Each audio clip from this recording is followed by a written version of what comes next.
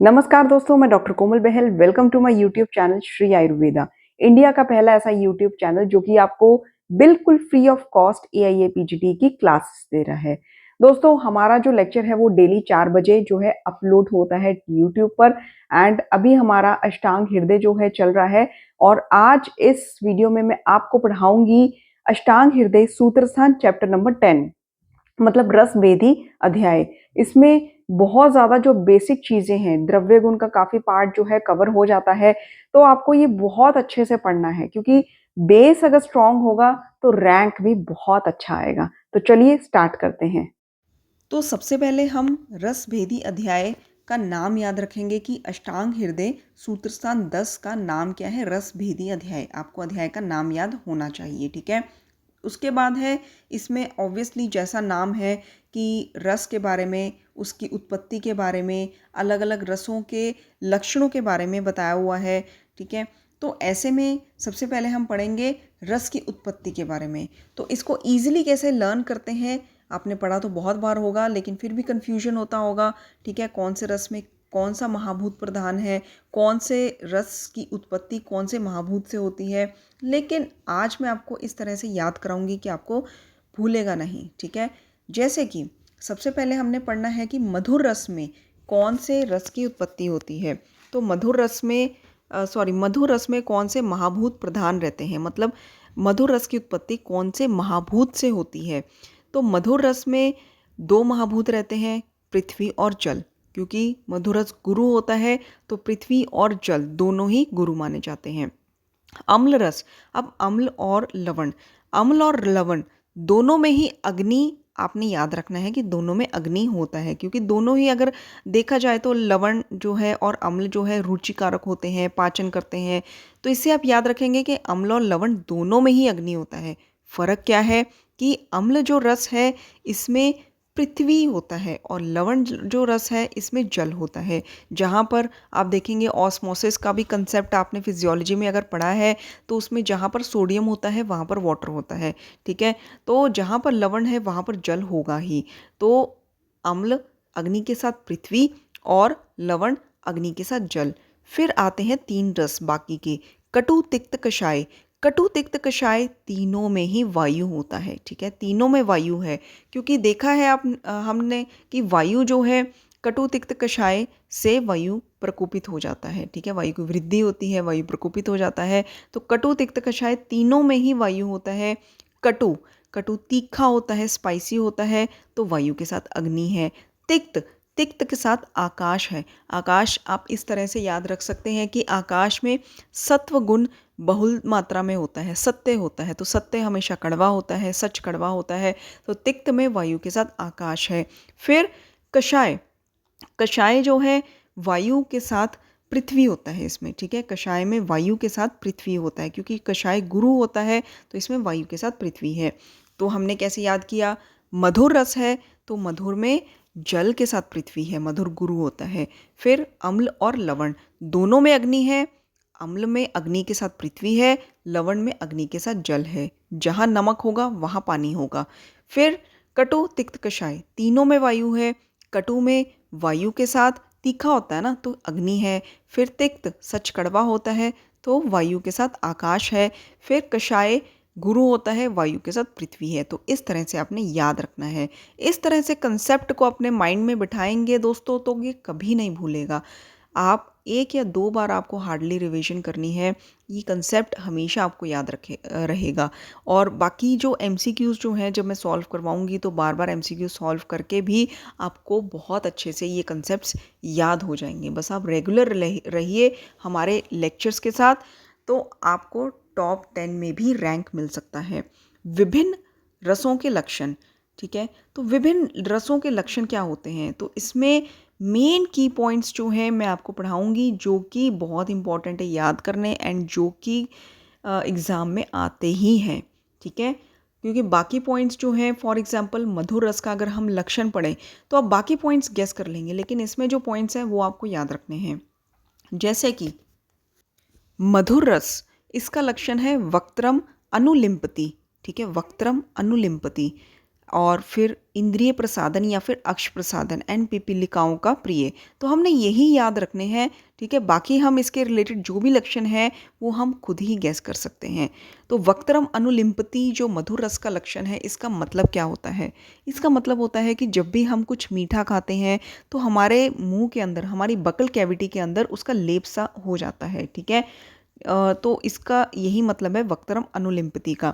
फिर इंद्रियों का प्रसादन करने वाला होता है, मन खुश हो जाता है कुछ मीठा खा के, इसीलिए ओकेजन्स पर हम नमकीन की जगह कुछ मीठा हो जाए ऐसा ही बोलते हैं और ऐसा ही खिलाते हैं अपने गेस्ट को, अपने फैमिली मेम्बर्स को, ठीक है। तो ये लर्न करने के लिए आपको मैं ये चीज़ें समझा रही हूँ, ठीक है, एक एग्जाम्पल दे रही हूँ। तो अक्ष इंद्रिय प्रसादन, इंद्रियों का खुश हो जाना और मन का खुश हो जाना कुछ मीठा खा के। पिपीलिकाओं का प्रिय, जहाँ पर मीठा होता है वहाँ पर चींटियाँ आती हैं, तो पिपीलिकाओं का भी मीठा जो मधुर रस है वो प्रिय होता है। वक्त्रम अनुलिम्पति, अक्ष प्रसादन और पिपीलिकाओं का प्रिय, ये आपने याद रखना है।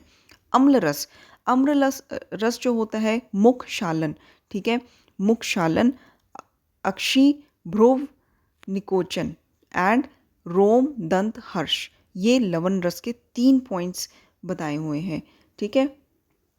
तो इसमें है जैसे कि मुख शालन, तो माउथ को जैसे बिल्कुल ही मुख का शालन करने वाला होता है, जैसे कि माउथ वॉश अगर हो जाए ऐसा फील होता है बकल कैविटी मधुर रस का प्रयोग करके, ठीक है। अक्षी भ्रुव निकोचन मतलब कि अक्षी का और भ्रुव यानी कि आईब्रोज का, इनका संकुचित सा हो जाना, खट्टा खा के एकदम से हमारा फेशियल एक्सप्रेशन कैसा सा बन जाता है, ठीक है।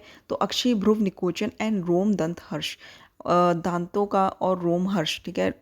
जैसे लोम का जैसे कहते हैं रोएं खड़े हो जाना, वैसा महसूस होता है। कुछ इमली का खट्टा आप खा के देखिए, तो ये सारे जो मैं आपको बता रही हूँ ये सारी फेशियल एक्सप्रेशंस एंड फीलिंग्स आपको महसूस होंगी। तो रोम का और दंत का हर्ष होना, एक सेंसिटिविटी सी आती है, ठीक है, दांतों में भी, तो उसको बोलते हैं दंत हर्ष। एंड रोम हर्ष मतलब कि जो लोम है उसका खड़े हो जाना, ठीक है, रोएं खड़े हो जाना। तो मुख शालन, अक्षी भ्रुव निकोचन एंड रोम दंत हर्ष।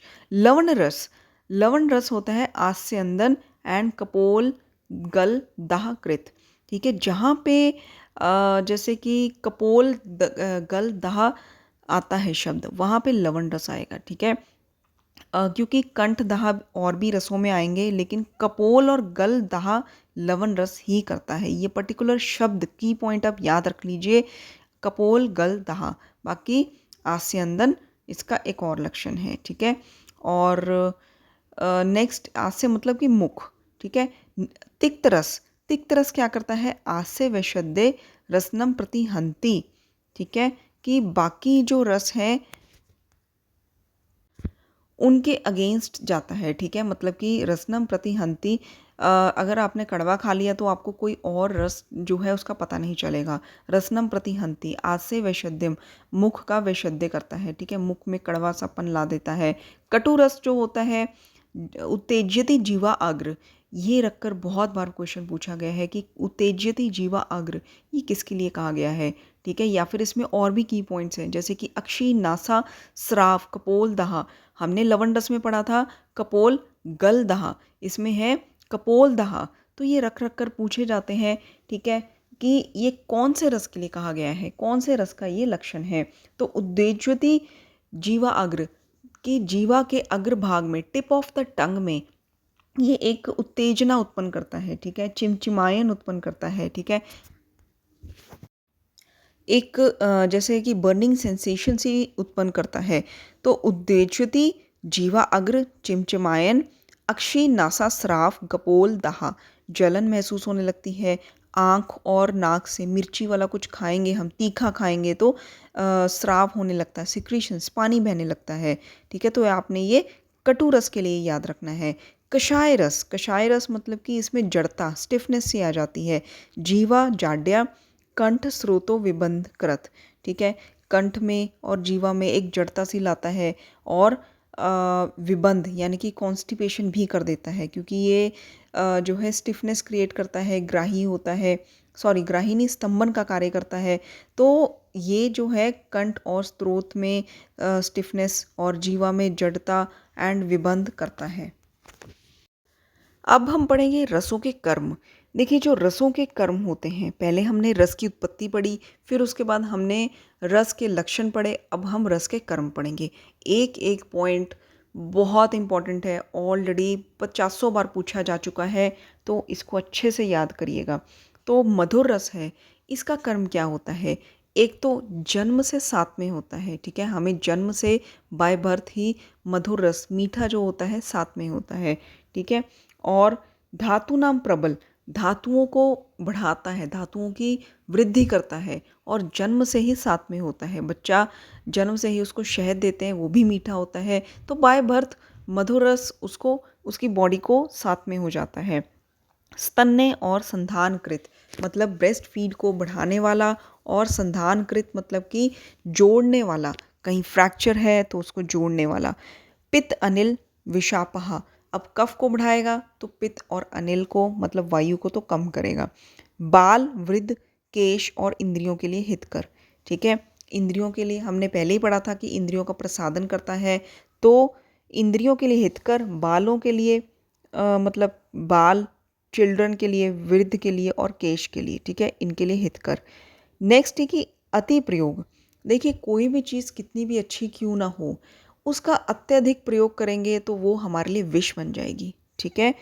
तो इसमें क्या है कि अति प्रयोग जो है, किसी ने एक बड़ा कमाल का क्वेश्चन पूछा था कि व्हाट इज़ पॉइजन, तो उसका आंसर क्या दिया गया कि पॉइजन वो हर चीज़ है जो लिमिट से बाहर, आउट ऑफ लिमिट जिसका प्रयोग किया जाए, ठीक है? जिसका अत्यधिक प्रयोग किया जाए वो हर चीज़ पॉइजन है, चाहे वो खाना ही क्यों ना हो।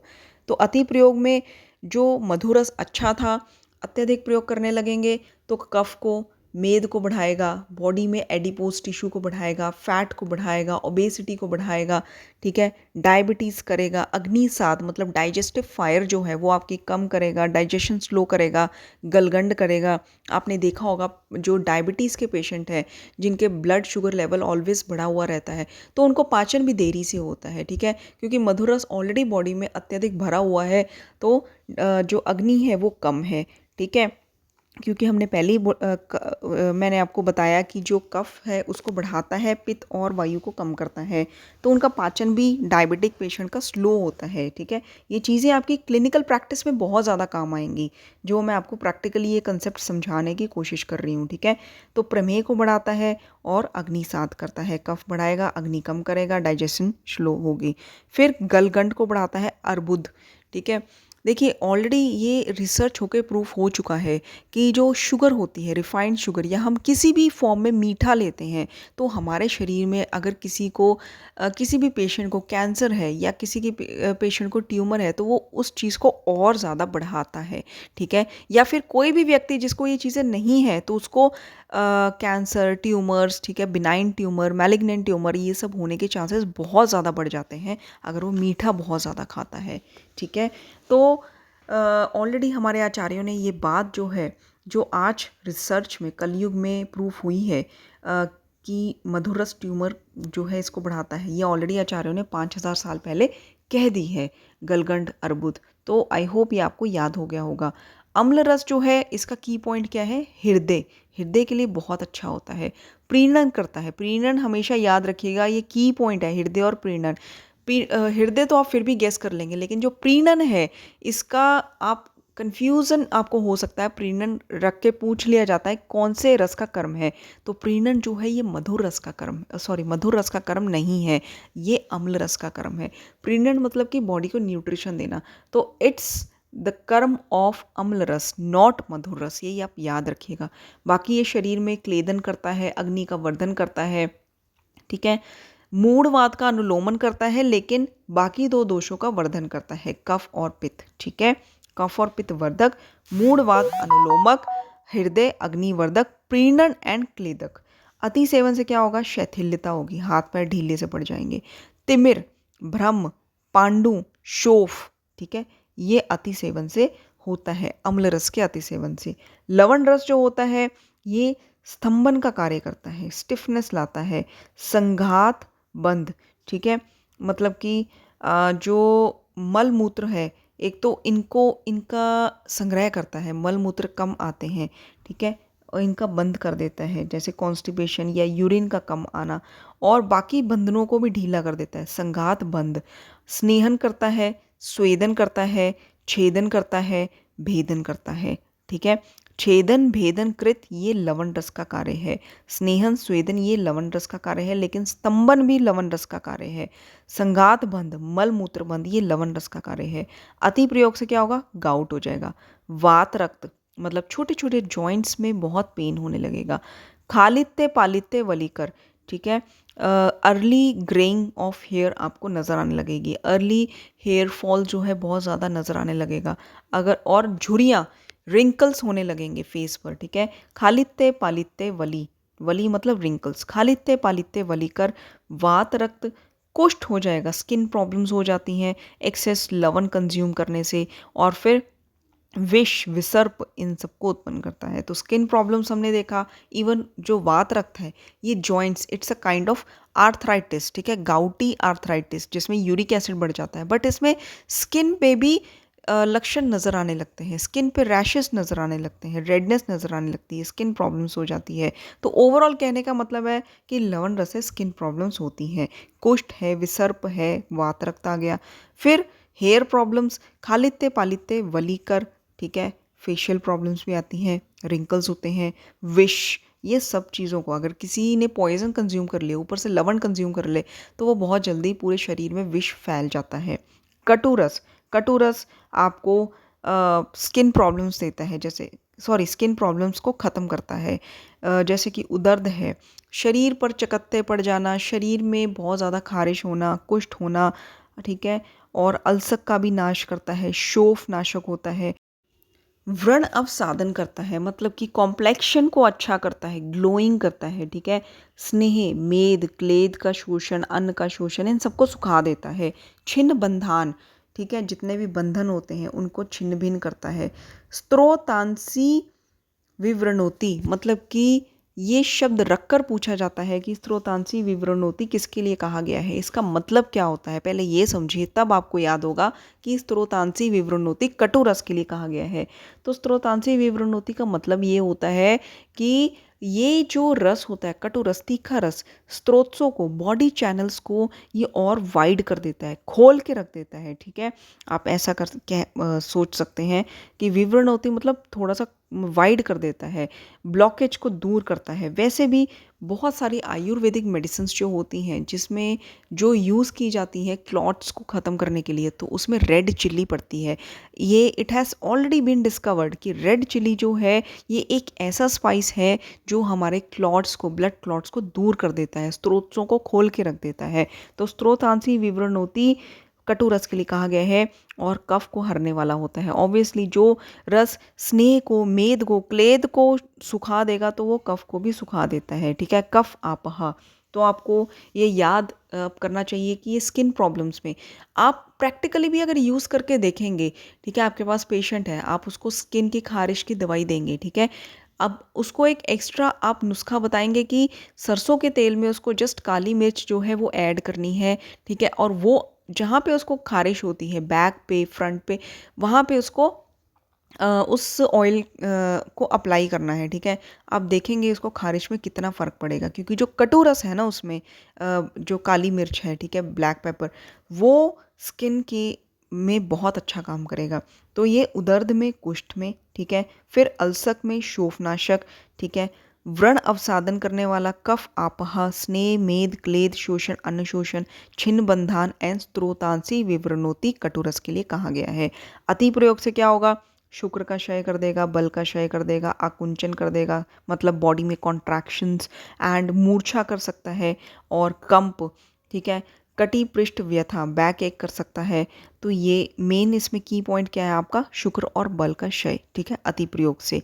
तिक्त रस क्या करता है, ये स्वयं अरुचिकर होते हुए भी, कड़वा जो रस है वो कोई भी नहीं खाना चाहता, ठीक है, लेकिन रुचि को जगाता है, मतलब हमारी भूख को जगाता है। स्वयं कड़वा होता है लेकिन स्वयं अरुचिकर होते हुए भी रुचिकर होता है।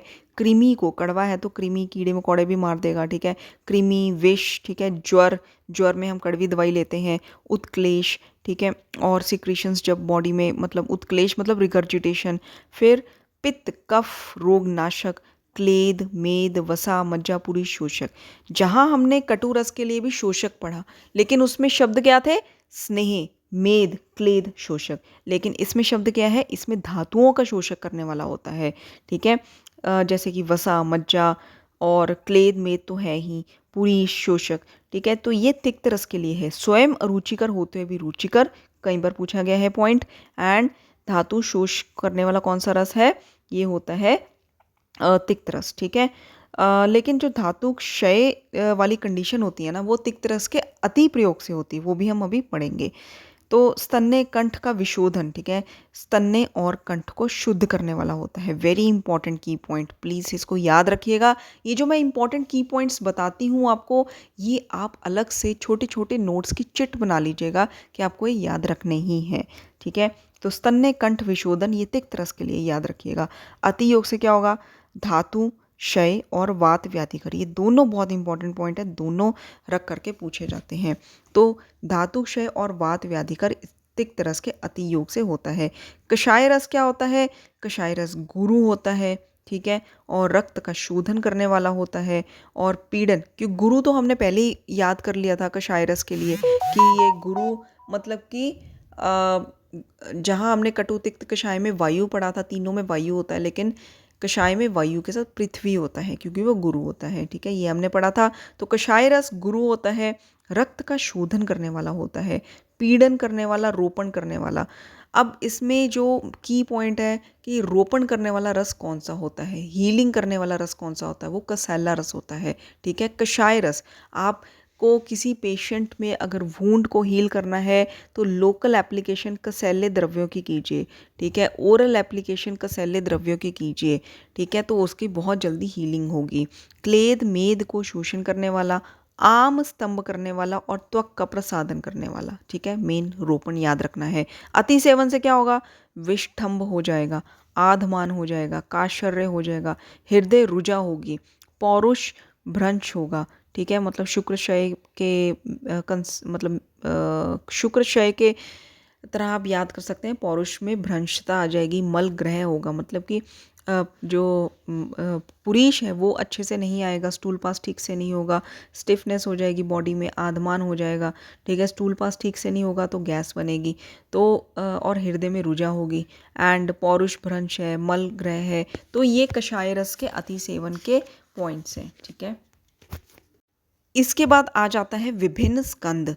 इसमें देखा जाए तो बहुत सारे जो द्रव्य हैं बताए गए हैं, जैसे मधुर स्कंद। तो मधुर स्कंद मतलब कि मीठे की कैटेगरी में, मीठे के ग्रुप में कौन कौन से द्रव्य हैं? बहुत सारे द्रव्य हैं। याद करना, याद रखना इट्स इम्पॉसिबल, ठीक है। याद रख भी लोगे तो इतना टाइम वेस्ट होगा और रिविजन में इतना टाइम वेस्ट होगा कि बाकी सारी इंपॉर्टेंट चीज़ें छूट जाएंगी। तो मेन इसमें जस्ट आइडिया देने के लिए मैंने आपको बताया है कि जैसे मधुर स्कंद है, इसमें घृत, हेम, गुड़, आक्षूड़, ये चीज़ें, मीठी चीज़ें मधुर स्कंद में आती हैं। अम्ल स्कंद में धात्री फल, अम्लिका, मातुलूंग, दाड़िम, अम्लवेतस, दधी, आम्र, ये आप गेस कर सकते हैं, खट्टी चीज़ें सब अम्ल स्कंद में आती हैं। लवण स्कंद में सौवर्चल है, विड है, सामुद्र है, अलग अलग टाइप्स के लवण आते हैं। तिक्त स्कंद में, अब इसमें थोड़ा सा आप देखिए कि उशीर और चंदन ये तिक्त में आते हैं, पटोल और नींब ये आप गैस कर ही लेंगे। और कटु जो स्कंद है, ठीक है, तीखे में मरीच आती है, पंचकोल आता है, अरुष्कर यानी कि भल्ला तक आता है, और हींग भी कटु स्कंद में आती है। कषाय स्कंद, इसमें क्या आता है? कषाय स्कंद में विभीतक आता है, ठीक है, और कषाय स्कंद में मत्था आती है, विभीतक है, शिरीष है, खदिर है, तो ये कषाय स्कंद में आते हैं, ठीक है। खदिर कसैला है, शिरीष, विभीतक, ये सारे कसैले हैं, तो ये कषाय स्कंद में आते हैं। छड रसों के विशिष्ट गुण क्या होते हैं? देखिए, इसमें कुछ पॉइंट्स हैं जो इम्पोर्टेंट है।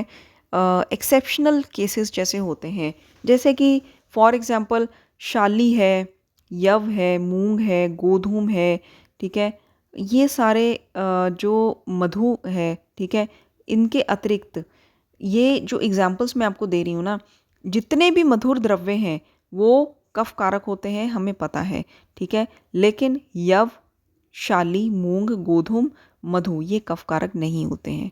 ठीक है, मधु शहद मीठा होते हुए भी कफकारक नहीं होता, क्योंकि उसमें छेदन जो गुण होता है वो ज़्यादा प्रधान रूप से रहता है। ठीक है, तो इनमें ये मधुर द्रव्य हैं, लेकिन इनमें लॉजिक क्या आप समझ सकते हैं कि बाकी कोई और गुण ज़्यादा प्रधान इनमें है, जो कि जिसके कारण ये कफ को नहीं बढ़ा पा रहे मीठा होते हुए भी। ठीक है, बाकी जो मधुर द्रव्य हैं वो कफकारक है, एक्सेप्ट शाली, यव, मूंग, गोधूम और मधु। आंवला और दाड़िम ये दोनों खट्टे हैं। ठीक है, लेकिन इनके अतिरिक्त शेष अम्ल द्रव्य पित्तकारक होते हैं। जितने भी अम्ल द्रव्य होते हैं पित्तकारक होते हैं, लेकिन आंवला और दाड़िम जो है ये पित्त को नहीं बढ़ाता, ये एसिडिटी को नहीं बढ़ाता। नेक्स्ट एग्जाम्पल है कि जितने भी तिक्त द्रव्य हैं, कड़वे द्रव्य हैं, ये सारे अवृष्य होते हैं। ठीक है, शुक्र का वर्धन नहीं करते, अवृष्य होते हैं, वात कारक होते हैं, वात को बढ़ाने वाले होते हैं, ये हमें पता है। ठीक है, एक्सेप्शनल केसेस क्या है, गुड़ूची और पटोल। ठीक है, अमृता और पटोल ये वृष्य भी होते हैं और वात को बढ़ाने वाले नहीं होते हैं।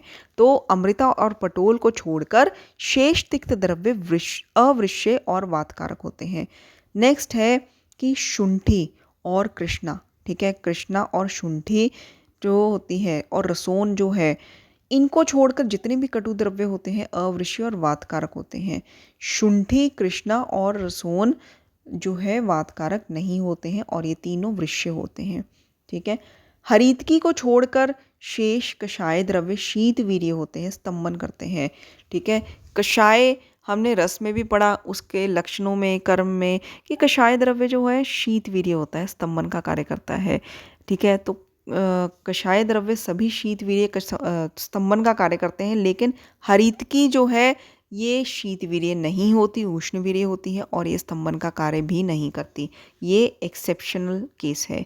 ठीक है, अब उत्तरोत्तर उष्ण वीर्य में अगर देखें तो कटु, अम्ल और लवण। सबसे ज़्यादा उष्ण कौन होता है, लवण। उत्तरोत्तर शीत वीर्य में देखें तो तिक्त, कषाय, मधुर। सबसे ज़्यादा शीत वीर्य कौन सा होता है, मधुर रस। ठीक है, उष्ण वीर्य में सबसे ज़्यादा मैक्सिमम लवण एंड शीत वीर्य में मैक्सिमम मधुर।